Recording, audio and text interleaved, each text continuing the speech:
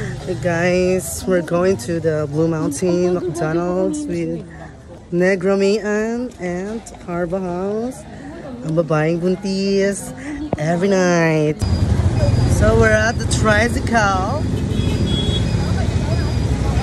Naloka ako kay kuya. Anong lagi na lang kami nasa OMSI? Hindi pwede mag-McDo kami. Magre-rate niya kami ng mga pagkain dun kuya. Hindi ko alam for the future. At nandito na po kami kung saan kami kakain for the future. Nice, manlilibre si Negro. Libre mo kami, be? Libre mo kami? Manlilibre na po si ganito po ang tamang pag-order ng kilo di sama.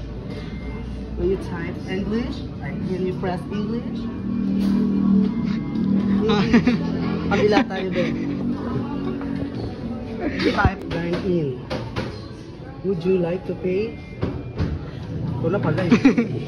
Ikaw na pala yung binabida. It's fine sa akin. Ano sa'yo? One piece? For tonight, ang tagal po ng aming food.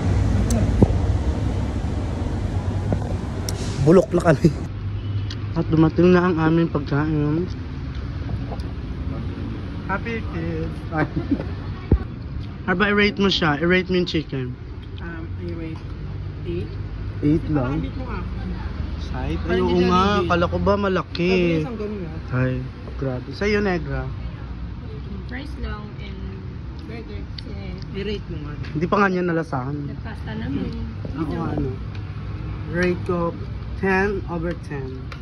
Why? Kasi masarap naman siya. And more gravy, unlimited. Baka may nakakilala po dyan. Siyempre, may baon po kami. Kanin, kasi mahal ang kanin.